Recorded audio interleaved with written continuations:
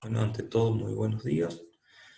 Eh, Hoy vamos a continuar dictando la materia de materiales nanoestructurados y nanotecnología. Vamos a ver un nuevo tema que es cómo generar nanoconductores de polianilina y nuevos composites nanoestructurados.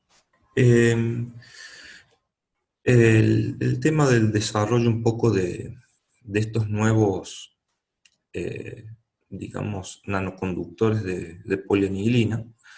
Primero, ¿qué es un nanoconductor? Un nanoconductor es un conductor a escala nanométrica. No tanto el largo del conductor, sino el diámetro del conductor. Estamos hablando de conductores eléctricos, es decir, de cables, de nanocables. Es decir, tratar de hacer un cable que tenga una estructura, un diámetro nanométrico, en el tamaño de los nanómetros. Em, Hay muchos desarrollos sobre nanoconductores, principalmente el material que se utiliza para construir. eh, en este caso lo haremos de polianilina. La polianilina es un polímero conductor, pero vamos a ver todos los pasos necesarios para llegar a la construcción de ese, de ese nanoconductor. Principalmente tenemos primero un material que vamos a utilizar como molde, digamos, donde vamos a construir ese nanoconductor. Estos materiales son unos materiales porosos, son aluminosilicatos, o sea, son silicatos con aluminio, que son porosos, tienen poros del diámetro nanométrico, donde vamos a tratar de incluir la anilina, primeramente adentro de estos materiales, y después ahí hacer una polimerización. Eh, ¿Por qué son importantes los nanoconductores en el campo de la aplicación de la electrónica? Bueno, son importantes porque en el campo de lo que es la miniaturización en electrónica, hacer todo cada vez más pequeño, eh, digamos, lo que ocupa mucho lugar son las conexiones eléctricas. Si uno puede ver un chip o algo muy pequeño, en realidad el componente es muy pequeño, pero después todo lo otro son conexiones, son patas de conexión, y si uno ve los circuitos electrónicos tienen muchos buses, muchos cables de conexión. Lo que se quiere hacer es miniaturizar, minimizar el tamaño de todas esas conexiones para hacer todo cada vez un poco más pequeño. En este caso es un ejemplo de tecnología bottom-up. Vamos más allá de lo que comenté recién, de la miniaturización en electrónica, la construcción de estos nanocables o nanoconductores, es tecnologías bottom-up, es decir, vamos a partir de, de una molécula que es la molécula de anilina, para después construir algo más grande, para después polimerizarlos y tratar de construir estos nanocables. Bien, primero vamos a hablar un poco de lo que son los materiales mesoporosos, que es lo que vamos a utilizar como molde para construir estos nanocables. Se denominan tamices moleculares mesoporosos del tipo MSM41 y SBA15 con canales hexagonales, y también vamos a utilizar una zeolita, que es la zeolita sodio-I, que ofrecen oportunidades únicas para la preparación de nuevos composites nanoestructurados. ¿Por qué? Porque lo que vamos a llegar a obtener es un composite, o sea, un composite de este material, que es un aluminosilicato con la polianilina incluida dentro. O sea, es un material de este composite nanoestructurado con la polianilina. Por eso la denominamos composite, porque eso va a ser lo que obtenemos. La encapsulación de polímeros en nanoestructuras y microestructuras, tal como polianilina, en los canales de los aluminosilicatos mesoporosos, tipo MSM41 y SBA15 y zeolita I, podrían permitir una mayor facilidad en el uso de estos materiales en dispositivos electrónicos a escala nanométrica. Los objetivos, primeramente, es el estudio de la absorción de agua y anilina sobre la MSM41, la SBA15 y la zeolita sodio-I. ¿Para qué? Para poder ir caracterizando estos materiales. Porque si uno parte directamente con el nanoconductor, después no sabe qué es lo que tiene, no sabe cómo caracterizarlo. realmente a dónde llegamos qué es lo que llegamos, digamos, a tener, si realmente llegamos a la polimerización efectiva de la polianilina dentro de los canales o no. Bueno, por lo tanto hay que ir haciendo un estudio paso por paso, y ahí lo vamos a ver viendo un poco cómo es. La polimerización in situ de anilina para obtener polianilina dentro de los canales de un hospedaje, hay que estudiar cómo es la polimerización, las formas de polimerizarlos, etc. Esto permitiría obtener nanoconductores de polianilina y nuevos materiales compuestos, que en sí el material compuesto tiene ciertas propiedades únicas, ¿sí? En lo que es las propiedades principalmente conductoras de la conductividad eléctrica del material.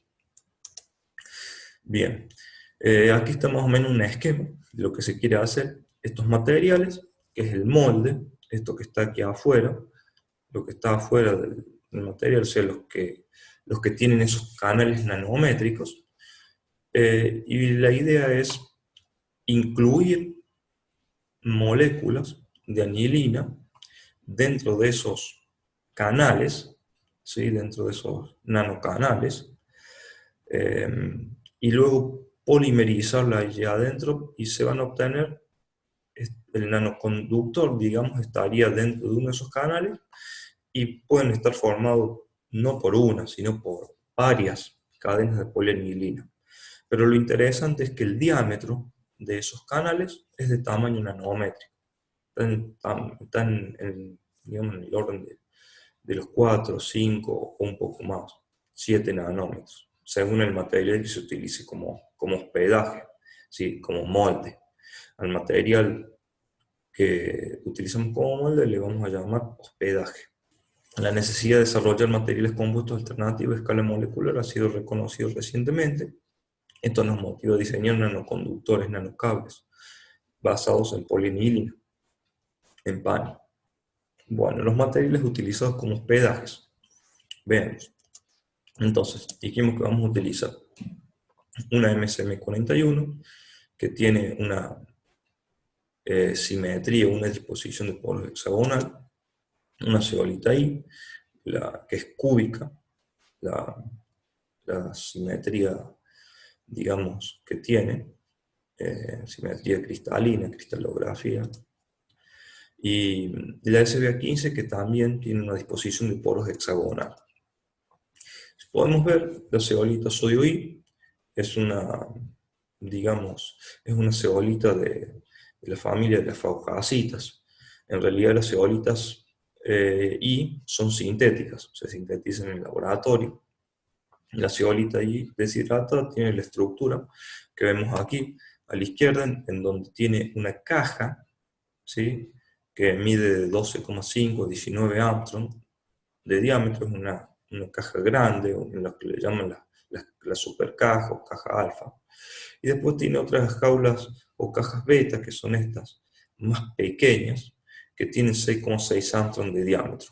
Estos se unen, esta estructura, digamos, se repite tridimensionalmente. Los materiales mesoporosos del tipo aluminio MSM41 son aluminosilicatos mesoporosos que tienen un sistema de poros regulares y bien definidos. MSM son las siglas de Mobile Crystalline Material. Móvil es la petrolera Móvil, justamente la que estuvo en los primeros desarrollos de estos materiales, porque ellos lo buscan como catalizadores realmente para petroquímica, ¿sí? Para catálisis petroquímica. Las MSM41 tienen poros de aproximadamente 3 o 4 nanómetros de diámetro, según la forma de síntesis, pero principalmente son las que nosotros sintetizamos, son de alrededor de 3 nanómetros, en donde se puede ver cómo es la disposición, ¿no es cierto? Es como si fuese un panel de abejas, porque tienen poros con una pared bastante fina, con una separación entre los poros muy fina. En el caso de las SBA15, de los tamices moleculares SBA15, SBA es por Santa Bárbara, donde fueron sintetizados por primera vez en la Universidad de Santa Bárbara.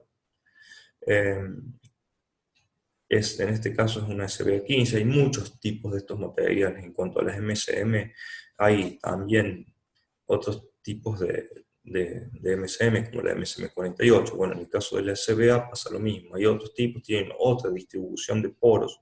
En este caso nosotros tratamos de buscar en general poros longitudinales, en donde se pueden formar estos nanoconductores.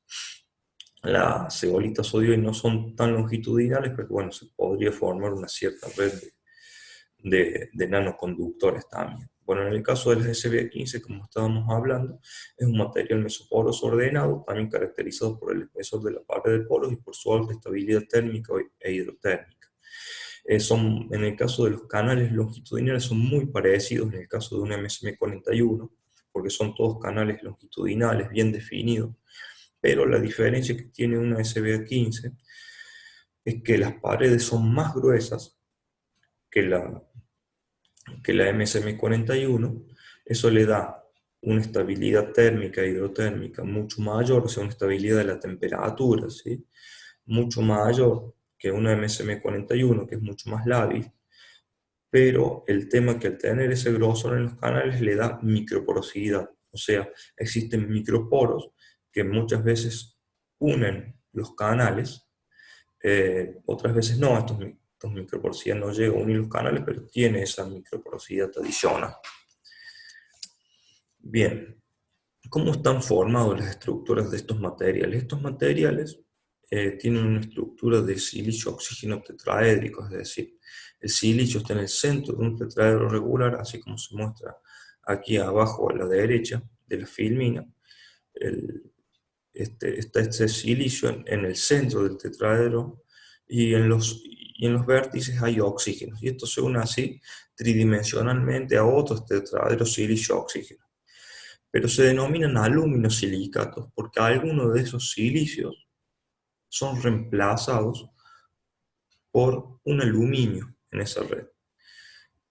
Que ese aluminio entre en forma tetraédrica. Al ser un mar de silicio, oxígeno tetraédrico, el aluminio, la única forma que tiene que puede entrar allí es en forma tetraédrica, porque reemplaza a un silicio de esos por un aluminio.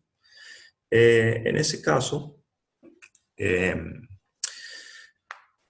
digamos, el aluminio se dice que entra en forma tetraédrica, y como el aluminio tiene 3 electrones en la última capa en vez de 4 electrones, genera una densidad de carga negativa sobre uno de los oxígenos, ¿sí? de los que une ahí. Bien. En ese caso, el aluminio va a formar lo que se denomina un sitio de Bronsted. Un sitio de Bronsted debido al aluminio tetraédrico. Esa densidad de carga negativa del oxígeno se llena principalmente con un sodio, porque en la síntesis hay sodio, o puede ser con un protón, cuando uno hace un intercambio iónico de ese sodio por el protón, para dejar lo que se denominan superficies ácidas. Cuando el aluminio entra en forma plana, porque muchas veces el aluminio entra en forma plana, y se desarma un poco ahí la estructura tridimensional de silicios oxígenos tetraédricos, también forma un sitio ácido que se llama un sitio ácido de Lewis. En el caso donde se corta la cadena de silicio-oxígeno, ¿sí? Hay momentos en donde se rompe esa cadena de silicio-oxígeno, por ejemplo en las paredes de estos materiales, o en las paredes de los poros, o en las paredes superficiales, se le une un protón, formando un sitio que se denomina silanol. ¿Sí? Es un sitio que, digamos, donde tiene un OH parecido a un alcohol, por eso se denomina sitio, digamos, sitio de Bronsted, sitio silanol. Por lo tanto, estos materiales son muy utilizados en catálisis ácida, ¿sí? Porque es una superficie ácida, una superficie que tiene una cierta acidez. O sea, hay muchas reacciones que son catalizadas por ácidos, donde se pueden utilizar este tipo de materiales como un catalizador heterogéneo. Bueno, esto es más o menos la estructura de estos materiales. Nosotros, por supuesto, vamos a utilizar en realidad estos sitios especiales de estos materiales, pero para unirlos, digamos, como sitios activos donde se va a unir la anilina. ¿sí? Que vamos a absorber. Todos los otros sitios, hay otros tipos de sitios, pero nuestros materiales, ya vamos a ver, en general no los poseen. No son sitios que nos vayan a interesar, por lo menos para la absorción de la anilina. Bien. Bueno, estos materiales tienen de por sí ya muchas aplicaciones. Por las propiedades de las superficies ácidas de la zeolita, son ampliamente utilizados por aplicaciones como catalizadores microporosos, importantes aplicaciones en catálisis petroquímica, para sintetizar nuevos tipos de materiales sobre estructuras de las zeolitas. Tienen, en ese caso, bueno, la zeolita I, ¿no es cierto?, es un catalizador de cracking en catálisis petroquímica. Tienen también las MCM41, se pueden utilizar como absorbentes selectivos en técnicas de separación HPLC, como catalizadores ácidos redox para sustratos voluminosos, como hospedajes para especies químicamente activas, técnicas de separación por permeación de geles. Las aplicaciones del ACBA15 son debido a la estructura en 3 dimensiones que presenta. Es más apto para aplicaciones catalíticas que otros materiales que poseen una sola dimensión, como catalizadores ya que poseen una gran área superficial y tamaño de poros uniformes. Además presentan una estabilidad térmica y hidrotérmica mayor que la MSM41, o sea que pueden ser utilizados en ciertas reacciones químicas en donde tengan unas condiciones de estrés mucho mayores, es decir, mayor temperatura, no sé, agitación brusca, etc. Vamos a dar, ahora les voy a dar una forma de síntesis rápida, porque la síntesis o ya la han visto o la van a ver, de estos materiales. Principalmente estos materiales se preparan teniendo una síntesis de silicio, que es lo que le va a aportar digamos, la parte de la estructura silicio-oxígeno, una fuente de aluminio y un agente plantilla o surfactante, que va a ser el que le da la forma.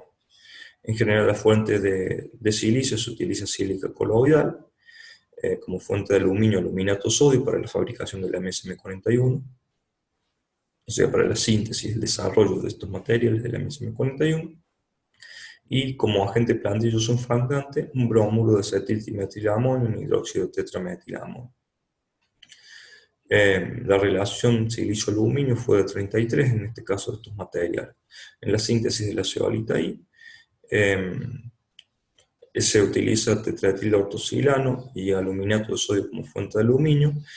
Se puede utilizar agentes plantillas o no, dependiendo por ahí. Muchas veces la estructura de la zeolita I se forma directamente poniendo ciertas condiciones de temperatura, pH. Y la síntesis de la CB15 se utiliza tetraetilortocilano, aluminato de sodio como fuente de aluminio y bromuro de acetilpiridonio, o 15-cron-15, PO15, o también se puede utilizar otros tipos de agentes plantillos surfactantes como el Pluronic P123. En este caso la relación silicio-aluminio fue de 50. La relación silicio-aluminio, y en la zeolita I, no lo dije, ahí en la filmina fue de 2,8, es decir, la cantidad de silicio con respecto a la de aluminio, que es lo que se le agrega a una fuente. Bien, estos materiales fueron caracterizados por difracción de rayos X, espectroscopía infrarroja con transformada de Fourier, método de Beth, ¿sí?, para determinar la superficial, y también por por resonancia magnética nuclear, para ver cómo está el estado del aluminio en general. Como vimos anteriormente, bueno, estas técnicas de caracterización ya lo hemos visto, y ahora vamos a ir directamente a caracterizar estos materiales.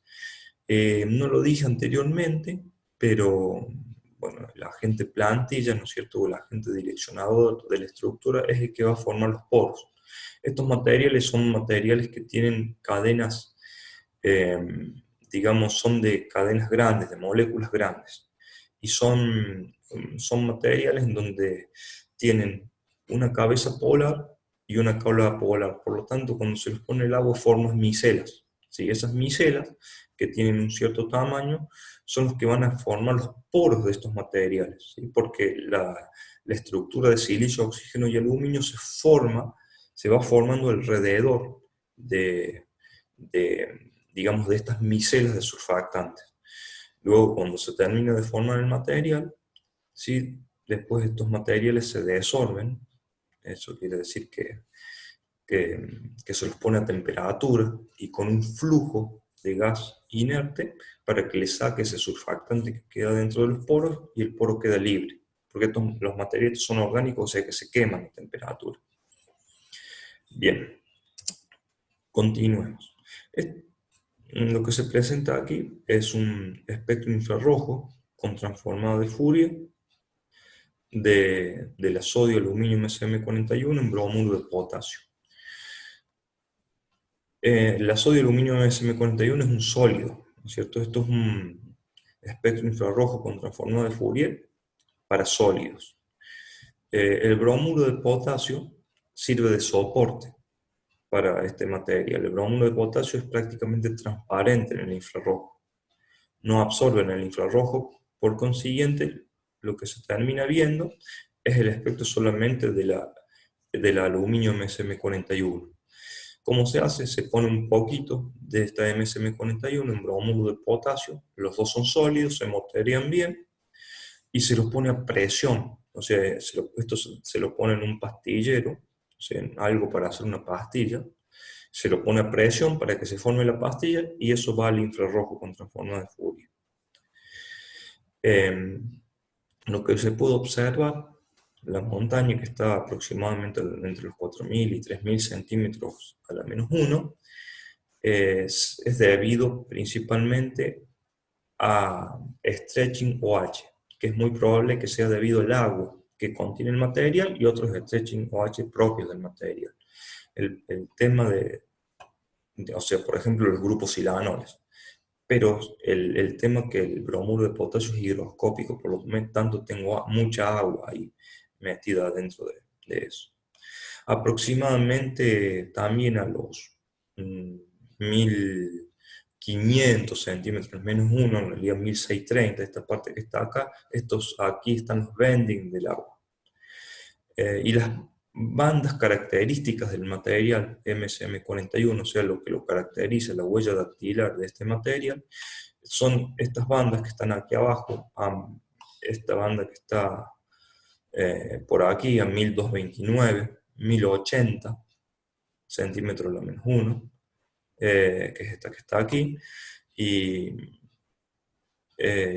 también las bandas que están a 790 y 450 centímetros a la -1, más hacia la derecha, son todos debidos a stretching simétrico, silicio-oxígeno y a bending, perdón, stretching asimétrico, primero silicio-oxígeno, stretching simétrico, silicio-oxígeno, y un bending de silicio-oxígeno del tetraedro ese de silicio-oxígeno.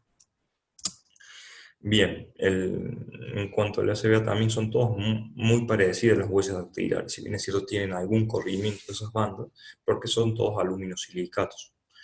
El patrón de difracción de rayos X, por ejemplo, de una muestra de sodio y aluminio MSM41 hexagonal, presenta bandas que están abajo ángulos 2θ, porque estos materiales, como dijimos anteriormente, son materiales que tienen un cierto amorfismo, ¿sí? O sea, dentro de las paredes, esas cadenas de silicio-oxígeno tienen un cierto amorfismo, y lo que se ve acá en realidad es regularidad en la distribución de los poros. Pero si ven, tiene algunas bandas como el plano 100, que sale a 2θ 2.19, bueno, y este es un patrón característico de estos materiales. En el caso de las zeolitas sodio I, es un material ya mucho más cristalino. Las zeolitas son cristalinas, y lo que se puede ver aquí es una secuencia de bandas, ¿sí? Una secuencia de estas bandas en donde se puede ver que tiene una bastante cristalinidad porque presenta, ¿sí? Ciertos picos, ¿sí? A altos ángulos de ostita. Bien, el patrón XRD de las SBA15 son muy parecidos a los de la MSM41. Los dos tienen simetría hexagonal en su distribución de poros y realmente son muy parecidos, excepto algunos pequeños corrimientos en los ángulos de ostita. Se puede ver también en este caso una microscopía de barrido electrónico de la SBA15, en donde se pueden ver que es 2 micrómetros, que se ven los agregados de estos materiales que tienen formas así como de gusanos. Bien, una vez caracterizados, estos son ejemplos de caracterizaciones de estos materiales, después vamos a ver algunos más. Pero vamos a ir al estudio particularmente de la interacción del agua con el silicato mesoporoso. Tenemos que hacerlo, realizarlo, porque estos materiales absorben de por sí agua, o sea, siempre vamos a tener el agua metida ahí. Necesitamos tener esta caracterización para poder distinguir del agua de la anilina. Si bien es cierto, tienen diferentes, digamos, bandas de absorción, por ejemplo, en el infrarrojo, sí que lo caracterizamos por infrarrojo, pero necesitamos distinguir esas bandas. Y también el estudio de la anilina. ¿Por qué necesitamos estudiar la anilina? Antes de la polimerización necesitamos saber de qué forma se absorbe la anilina, si tenemos anilina absorbida, para después ver si se puede polimerizar o no. En estos 3 materiales que hemos estado viendo antes, o sea, estos 3 hospedajes que vamos a utilizar. El primer estudio es de importancia, bueno, puesto que comprobamos que la anilina y el agua compiten por los sitios activos de dicho material, y el segundo caso es para luego polimerizar la anilina absorbida sobre el material. Bien. En cuanto a la análisis de absorbida, los aluminosilicatos mesoporosos, como son materiales que pueden absorber grandes proporciones de agua, por consiguiente es necesario distinguir las bandas al infrarrojo, porque vamos a hacer la caracterización por infrarrojo. Podemos ver, digamos, un espectro de infrarrojo con transformada de Fourier en la zona donde absorbe el agua. Vamos a elegir la zona de 1400 a 1800 centímetros a la menos 1, donde podemos observar que tenemos una banda 1630 centímetros a la menos 1 y otra banda aproximadamente a 1700 centímetros a la menos 1. El agua absorbida presenta un bending a 1630 centímetros a la menos 1, es decir, el bending del agua, donde se produce el tijereteo, digamos, de esos enlaces oxígeno-hidrógeno del agua. A esta misma frecuencia absorbe un sobretono silicio-oxígeno, que después queda, por más que se le saque el agua, se ve como una pequeña banda, pero ya no es debido al agua, sino que es una vibración de una banda de silicio-oxígeno, ¿sí? Que está digamos, que está a la mitad de ese número de onda. Es como un armónico que queda. Porque como esto es un oscilador armónico, tiene varias frecuencias de vibración, ¿sí? Y entonces una banda que sale a una determinada frecuencia puede tener otros armónicos de vibración, ¿sí? La banda de absorción a 1700 centímetros a lo menos 1 caracteriza el clúster de agua protonada, es decir, caracteriza iones hidrógeno o H5 o 2 más, ¿sí? que es agua físicamente absorbida sobre el material. Hay una pequeña diferencia si es una zeolita sódica o protónica, pero nosotros vamos a continuar el estudio con la sodio y aluminio MSM41. Podemos observar que, digamos, en este tipo de ensayos, que realmente estas bandas se deben a agua absorbida. ¿Cómo se hace este ensayo? Se hace una pastilla, ¿sí? Del material, en este caso es una pastilla de material autosoportado, no en bromuro de potasio, directamente con el material, a presión, ¿sí? Se realiza directamente el material, una pastilla de este material, y se le pone directamente el infrarrojo, que tiene que ser lo suficientemente fina para que las de infrarrojos pueda atravesar. Y bueno, se le hace el espectro infrarrojo y se observa, ¿sí?, que tiene agua. Esto se lo pone al vacío y a temperatura en una celda especial que se puede acoplar en el equipo de infrarrojo. ¿Sí? Es una celda en donde se le puede hacer vacío, se le puede poner temperatura y se le puede y se lo cierra, ¿sí?, para que no le entre aire, y se lo puede llevar al equipo directamente a una celda de vidrio, que tiene un lugar especial, donde tiene unas ventanas, ¿sí?, de bromuro de potasio, de fluoruro de calcio, que son materiales que son transparentes en el infrarrojo, o sea, no absorben en el infrarrojo, y se le puede hacer sin exponerlas al aire nuevamente a estas pastillas, directamente en infrarrojo con transformador de Fourier. Bien, como se puede observar, al ir aumentando la temperatura y al hacerle vacío, al hacerle vacío, y al ir aumentando la temperatura al revés, porque primero le hacemos la pastilla como está, que es el primer espectro que tienen ahí, que es la línea que es celeste. Después la marrón es al hacerle vacío 25 grados sin aumentar la temperatura, y después al ir aumentando la temperatura a 50, 100, 200, 300, 400 grados, van viendo cómo en general estas bandas van disminuyendo.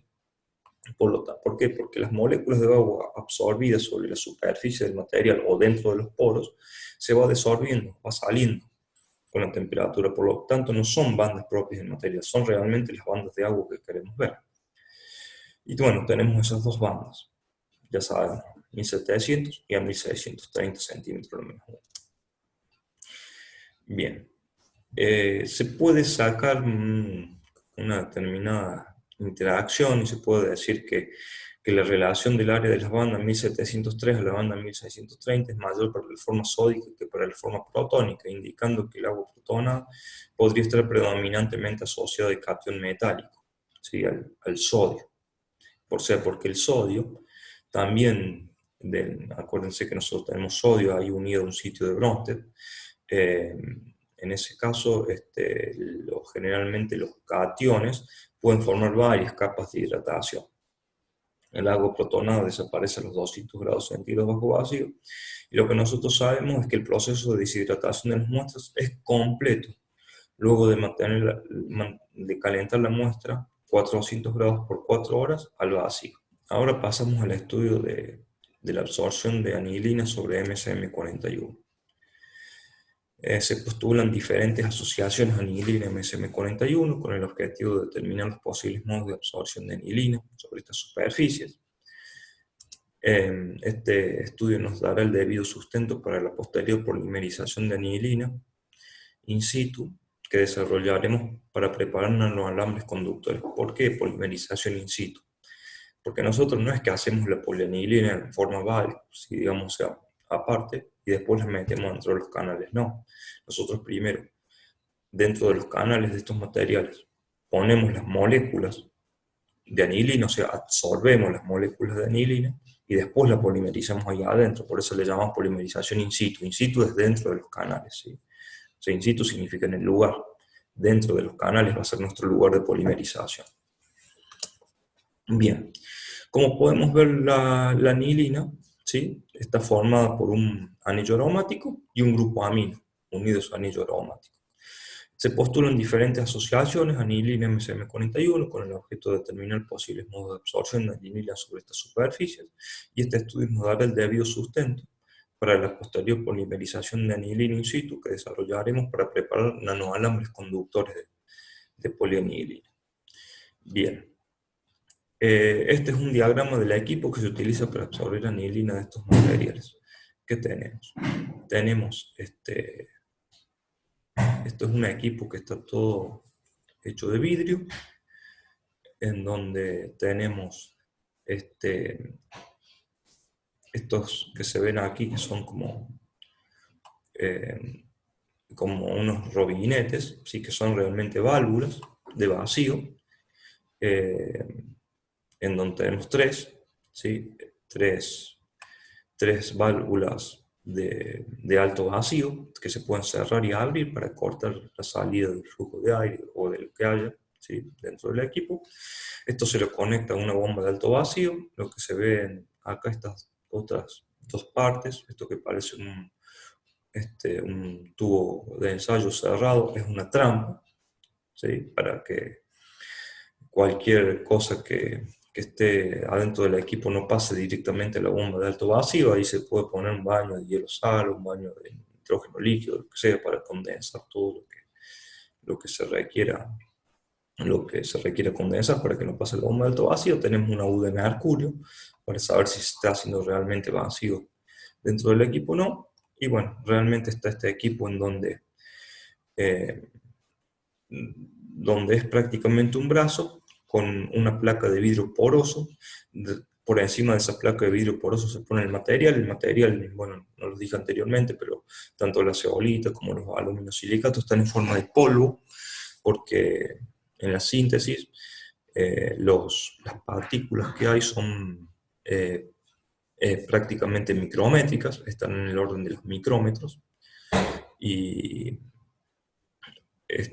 bueno, el material que queda se pone directamente sobre esa placa de vidrio poroso, y a todo este equipo se le hace vacío, se le hace alto vacío con la última llave, la tercera llave. Esta llave es cerrada, porque en ese balón va la anilina. La anilina es un líquido, ¿sí?, prácticamente incoloro, que tiene apenas un colorcito como acaramelado.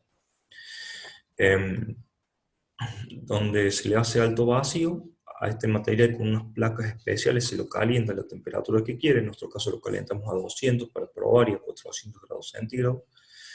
Y también pusimos material sin precalentamiento previo, en donde contiene agua, contiene menos agua a 200 grados, y a 400 grados centígrados sabemos que el material está completamente libre de agua.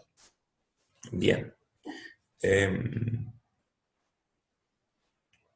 En este caso, lo que se hace es calentar, entonces dijimos, el material, y luego, después, se le sacan las placas calefactoras, se los deja enfriar, y se cierra la llave que da a la bomba de alto vacío, la última llave, la que directamente está en la salida del equipo, y se abre la llave de donde se encuentra la anilina. La anilina, a esa presión que se encuentra el equipo adentro, una muy baja presión, se vaporiza, se volatiliza, ¿sí?, pero se evapora, que es un líquido, ¿sí? Por lo tanto, todo el equipo queda lleno con vapores de anilina. Se cierra luego esta otra llave, la segunda llave,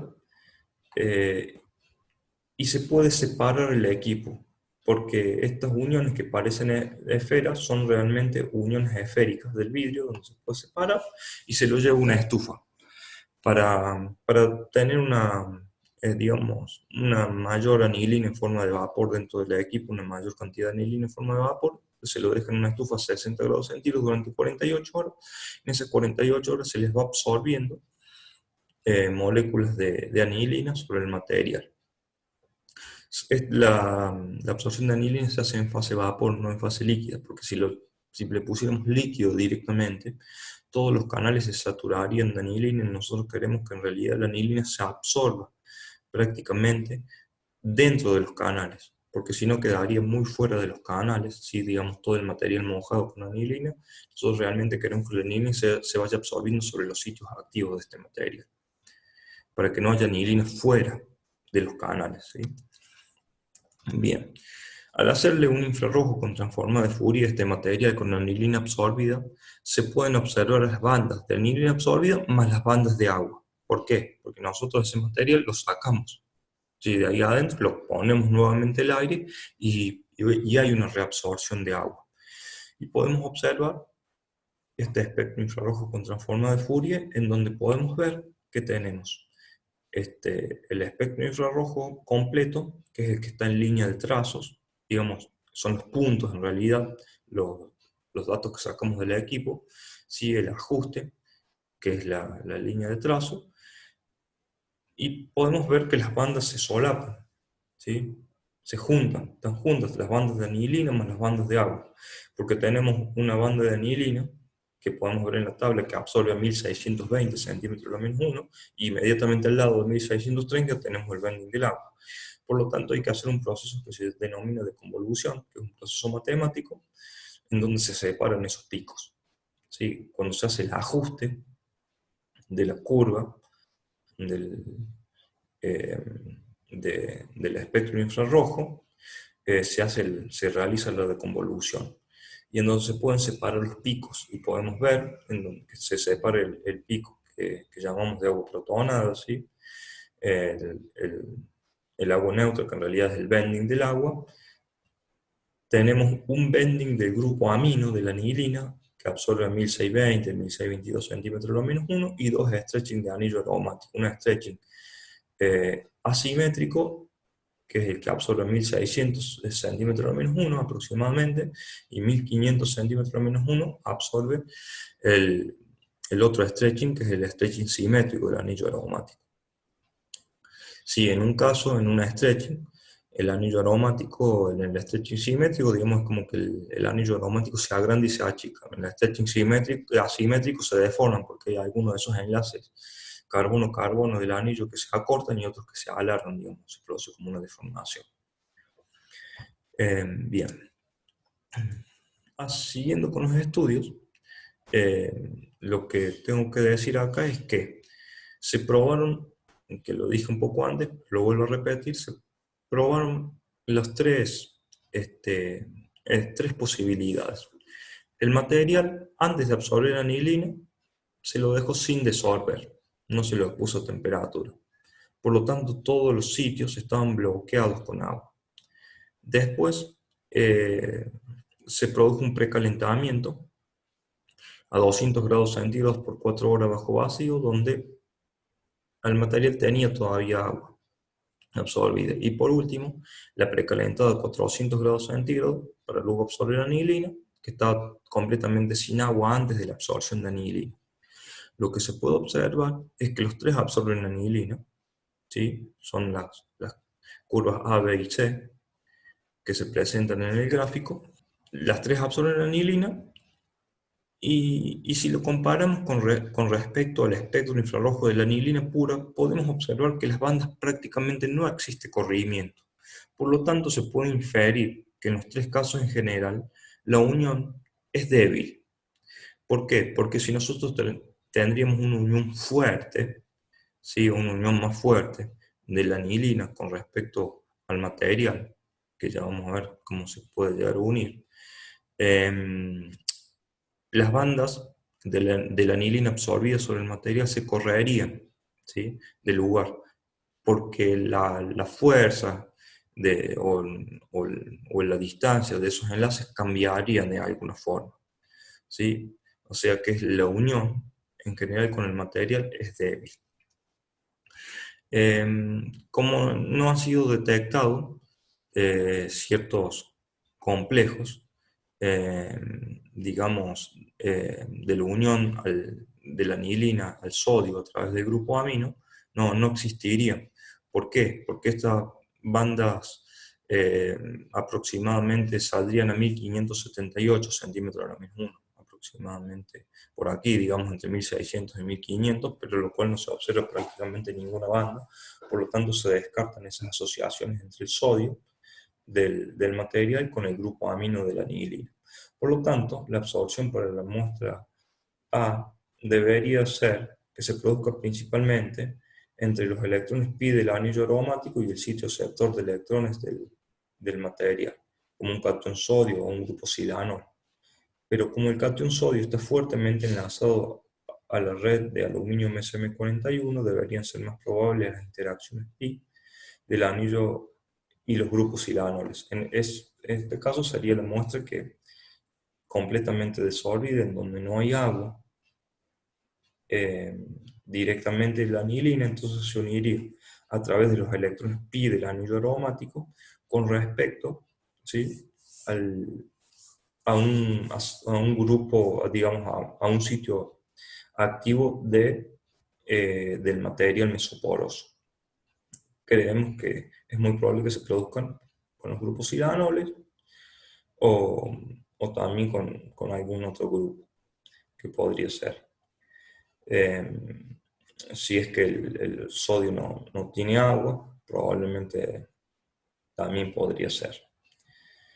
Pero lo más probable son estas, las interacciones pi del anillo aromático y los grupos iranoles. En las otras muestras, donde los sitios están bloqueados con agua, es probable que haya una interacción a través del agua, es decir, el material con agua absorbida y sobre el agua se le absorbe la anilina a través de puentes de hidrógenos con el agua, o sea, con el grupo amino y puentes de hidrógeno con el agua. Podemos observar también bandas a 3387 y 3327 centímetros lo menos 1, asignadas a vibraciones de estiramiento, digamos, del nitrógeno con respecto a los hidrógenos del grupo amino. Además, las bandas 3220 en el espectro puede ser atribuida a enlaces de hidrógeno entre anilina y moléculas de agua. O sea, ese puente de hidrógeno entre el hidrógeno del grupo amino y el oxígeno, digamos el NHO. Estas características indicarían que los grupos aminos están ligeramente perturbados y afectados por enlaces puente de hidrógeno, ¿sí? Porque si se puede ver en la muestra C, esa banda 1320, que en realidad es un nómero, ¿sí? Acá se ve mucho más prominente en la muestra C que en las otras muestras. Prácticamente en la muestra A, donde no hay agua absorbida, no se ve esa banda. Bien, continuando, ahora se le hicieron estudios de una desorción progresiva de la anilina absorbida, ¿sí?, al vacío y a temperatura. Digamos, hay tres espectros infrarrojos. El primero, que está arriba a la izquierda, es de la muestra, ¿sí?, de la cual la anilina, digamos, el material mesoporoso se desorbió completamente. Después la B, la que tenía algo de agua, y la C, la que todos los sitios estaban cubiertos totalmente con agua. Todos los sitios posibles de absorción de anilina estaban cubiertos con agua. Entonces, cada una de las curvas que están en cada uno de los espectros infrarrojos es la primera a temperatura ambiente, la que sacamos directamente. Después al vacío, a 100, 200, 300, 100, 200, 300 y 400 grados. Son las desorciones. O sea que se les elimina completamente el agua. Fíjense que en el primer caso, las bandas de la anilina disminuyen mucho más rápidamente que en el último caso. Por lo tanto, quiere decir que la interacción de la anilina con el material directamente es mucho más débil que la interacción entre la anilina y el material a través de moléculas de agua, porque los puentes de hidrógeno son más fuertes que las interacciones pi digamos, del anillo aromático de la anilina con los grupos aceptores de electrones, digamos, del material mesoporoso. Esto se demostró también haciendo lo que se denomina un TPD, una desorción a temperatura programada. TPD son las siglas en inglés, ¿sí? Temperature Programmed Desorption. ¿Cómo es este análisis? Este análisis se pone en el material dentro de un tubo de vidrio cerrado donde se le hace circular nitrógeno. Este tubo, que es un tubo longitudinal, como si fuese un reactor, digamos de tipo flujo en pistón, pero pequeño, digamos a escala de laboratorio, se lo pone dentro de un horno. Y se le empieza a aumentar la temperatura, se le hace una rampa de temperatura. De temperatura ambiente, supónganse 25 grados, va aumentando la temperatura 10 grados por minuto, hasta en este caso 350 grados centígrados. ¿Qué pasa? A medida que se empieza a aumentar la temperatura, todo lo que está absorbido sobre el material se empieza a desorber a la corriente de nitrógeno y es arrastrada por la corriente de nitrógeno, y en la otra punta llega un detector. En este caso se utiliza un detector de ionización de llama. Un detector de ionización de llama son dos placas y en el medio se genera, de alguna forma, una llama compuesta por hidrógeno y aire. ¿Sí? El hidrógeno se enciende en el aire y se forma una llama. Lo que yo saco de este material va a parar a esa llama que está entre esas dos placas. Esas dos placas están conectadas a un circuito eléctrico, ¿sí? En donde que se mide la resistencia o la conductividad que hay entre esas placas. Cuando hay un material que se quema, ese material genera diferentes tipos de iones que cambian la conductividad entre esas placas. Y eso es lo que ve el detector de ionización de llama. ¿Por qué les digo esto? Porque el agua no es detectada en un detector de ionización de llama, porque no se quema, no se distribuyen iones y simplemente se evapora.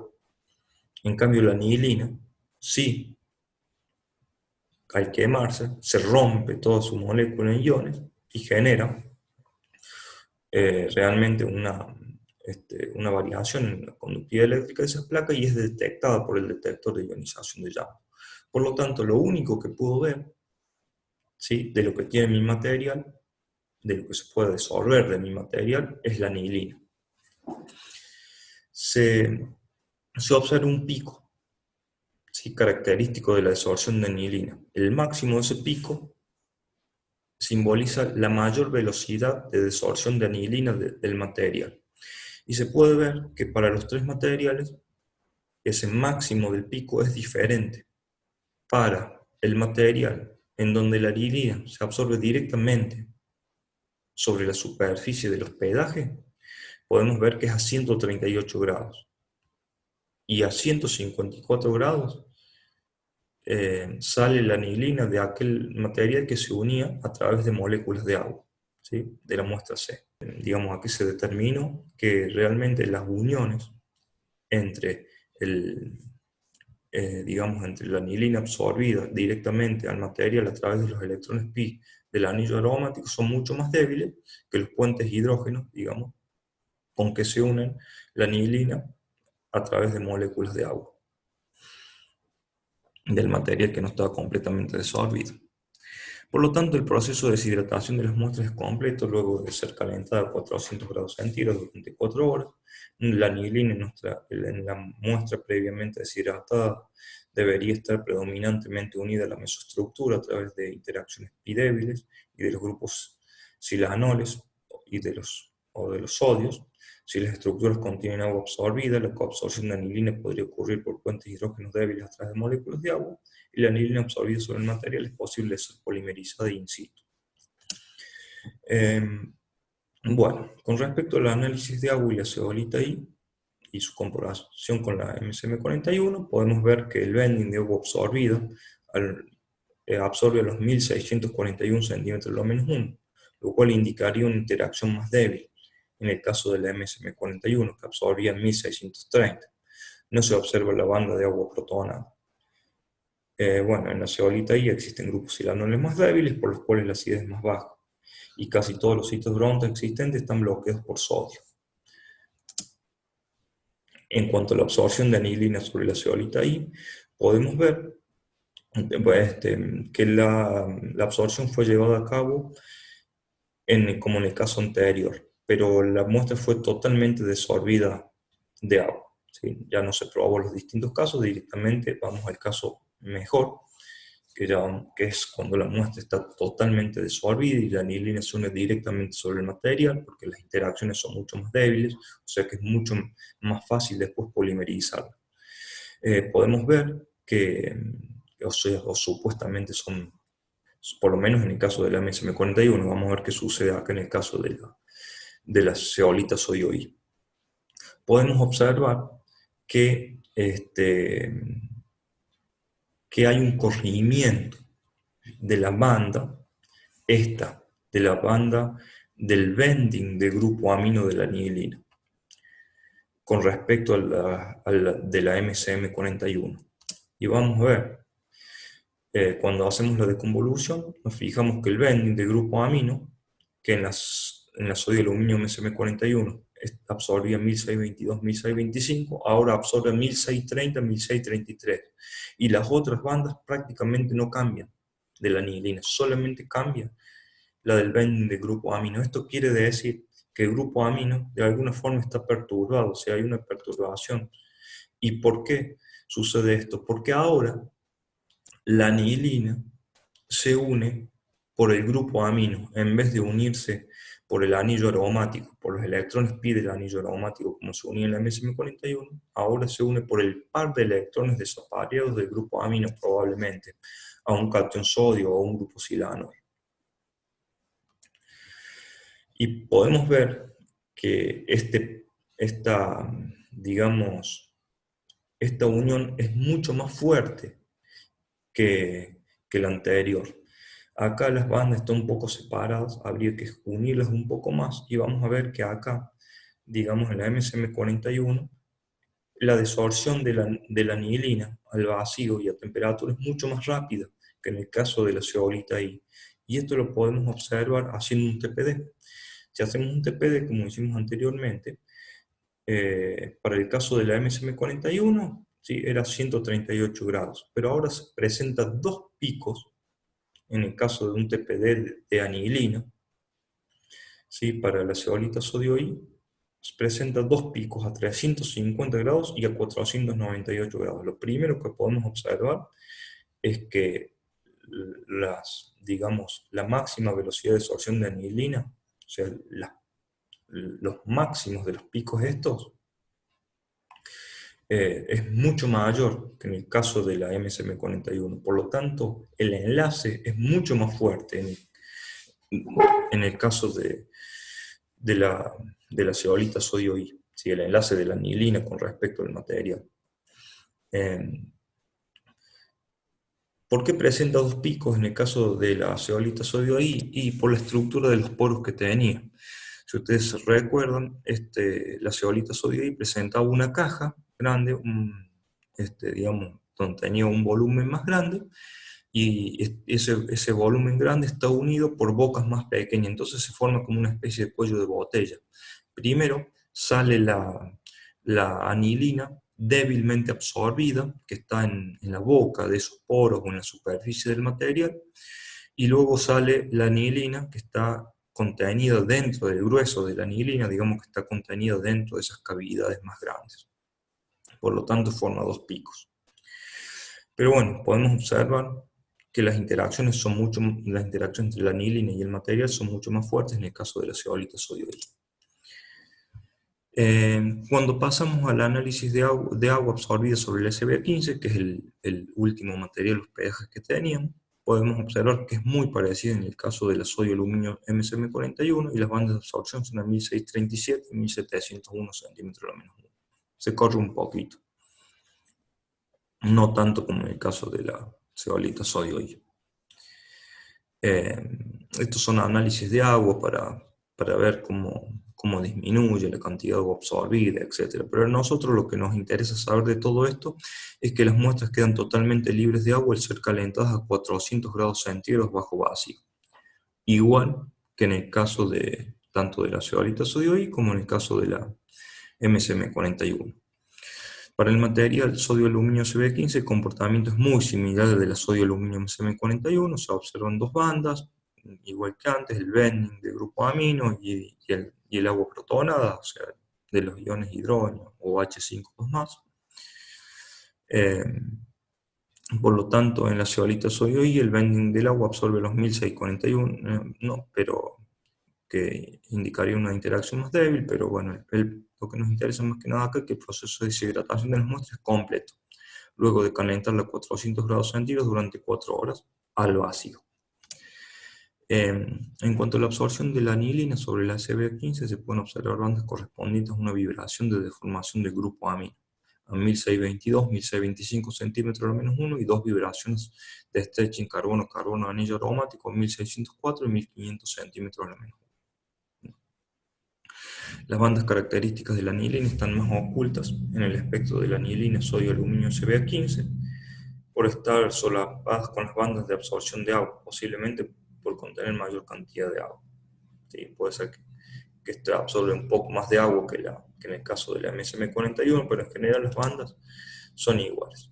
La absorción de anilina sobre sodio y aluminio SM15 se produciría también, igual que la MSM41, a través de electrones pi del anillo aromático y un cation sodio o grupo silano. Bien, como la relación silicio-aluminio de la SB15 es mayor que la MSM41, podrían esperarse interacciones más fuertes entre la anilina y el grupo sodio de la estructura, puede ser débilmente más fuerte. Que se lo nota en el caso de hacer las desorciones al infrarrojo, que es un poquito más fuerte. Pero en general el comportamiento es muy parecido, que es lo que nos interesa a nosotros. Por lo tanto, podemos decir que tanto la aluminio MSM41 como la aluminio SBA15 serían capaces de retener anilina más apropiadamente que la zeolita sodio I para polimerizar la anilina absorbida. ¿Por qué? Porque para polimerizar la anilina absorbida necesito que los grupos aminos estén libres, por cómo es el mecanismo de la polimerización de la anilina. La polimerización de la anilina en general es que el grupo amino de la anilina incide en forma para a otra anilina para ser producida la polimerización. Por lo tanto, si tengo